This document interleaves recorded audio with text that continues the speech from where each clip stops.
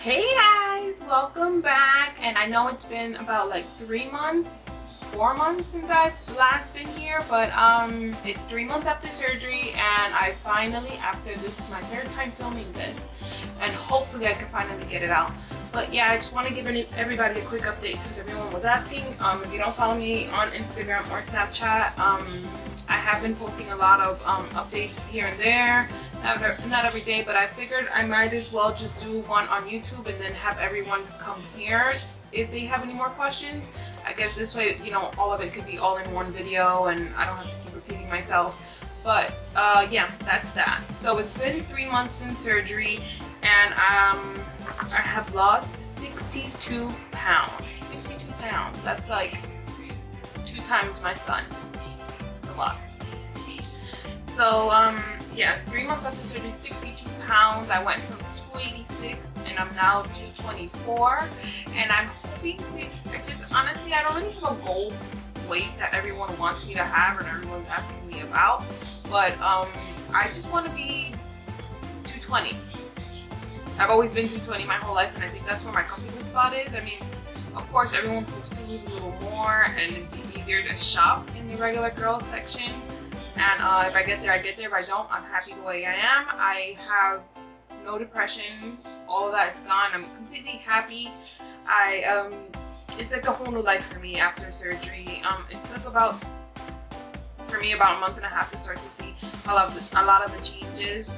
But I'm so happy now. I really have no depression. I do still have anxiety, but it's not as bad as before, and I can handle it a lot better now that I'm not depressed. I have a lot of, not energy, I have a lot of, I just have a whole new perspective on life now. It's just amazing. So, right, let's talk right after surgery. So, I just wanted to talk a little bit about how my surgery went. It went well, amazing. It was quick, and I think the only thing that I can say has its downfall is the pain after surgery. It wasn't. Sorry about that. I forgot to turn off the TV. So if you heard TV right before this, my bad. So like I was saying, yes, most of the downfall comes from the pain after surgery. I did have like massive gas pain. So if you don't know, when you have surgery, they pump you up with gas, I guess, so they can move around in there, and that gas gets trapped in there when they close you up. So I did have a lot of gas pains, but it lasted at least, well, the worst of it lasted at least 3 days or so, and it just subsided every day. Got better. By the time I got home, I had like minimal gas pain, but it was easy, a little tolerable. You know, the more you walk around, the more you feel better, and I think that was my biggest con. And I'm tough for pain, but that pain was tough. And I had a lot of nausea waking up. I couldn't really even drink water because that made me nauseous. But after day 3, I believe, or day 2, I had no nausea. I was ready to go home. My hospital stay was about 4 days in total, and it wasn't that bad. I actually had a good time. So after I came home, they put me on a liquid diet for 4 weeks. Water, just liquid and broth, and just liquid for 4 weeks was tough. It was challenging. I think your mind is still set to want to eat these things. Like, your body says something and your mind is saying something else, so it's really hard to, you know, control that. I had a breakdown about 2 weeks after I came home, and I just, you know, I was just really upset because I wanted to eat certain foods, but I knew and I did not want to risk having a leak and going back into the hospital. So, you know, you fight through it. You have to think of it, it's only a day. You'll get through it. Just push. Keep your mind busy when you have these breakdowns, because that's the only thing that's going to make it any better. I started to have, since I was on a liquid diet for 4 weeks, I started to have my purees about 3 weeks after I came home, which is not what they recommended, but I felt like my body was ready for it, so I started to have like, you know, like applesauce and stuff like that. It wasn't bad. It was tough going down. You can feel it going down, and it was tough, and it was going very slow, and but once it was down, it was down. It didn't bother me at all a lot. And then I felt, well, if I can have purees a week later, I switched into solids, and everything just worked out from there. It just like wasn't even a big deal. But something I do want to talk about is dumping. Dumping is when, I don't know exactly what it is, but they explained to me that, you know, sometimes you eat certain foods that doesn't do your body good, and you end up either throwing up or you're shitting your life away in the toilet for hours. And that happens to me with sugar. If you guys don't know, I am a sugar fiend. Sugar. I love everything sugar. I could live on sugar the rest of my whole life. But after surgery, sugar makes me really sick. I get nauseous. I'm in the bathroom for hours, just dying. It's the worst thing you can do. So, you know, if you're having surgery, or if you're on your first stages of surgery, just limit yourself on things that you know you shouldn't eat, because a lot of things will make you sick, and that's what it did. So now I you know, I don't eat anything with sugar.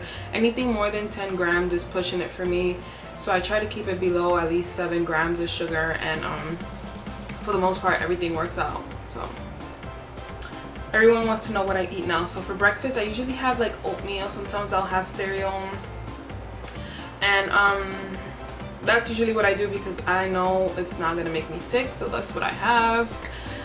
For lunch is usually a salad, or just chicken, or just like fruits or veggies and a cheese stick, and that's usually what I have. And then for dinner I have rice, chicken and beans, or just chicken, or just meat. I don't have any pork anymore. I don't know why. I guess my body just doesn't want it anymore, but I don't have pork as often. I learned not to stray away from what I usually used to eat before, only because I'm not a bad eater. I don't eat bad. My problem was I overate, and that I had a lot of sweets. So since I can't have sweets regardless, that chops off like half of the hard work that I have to do. And then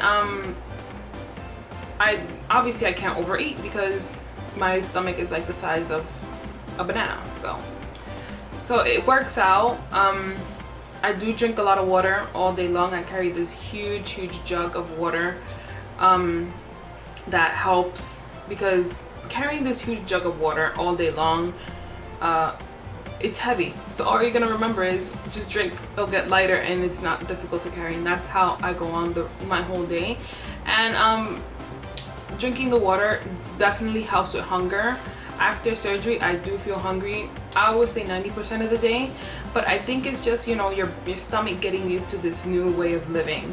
And this hunger pain is not like regular hunger pain, it's more like a burning sensation, and you feel you need to keep eating, because that's just what you normally do when you feel hungry. You just keep eating until that pain goes away.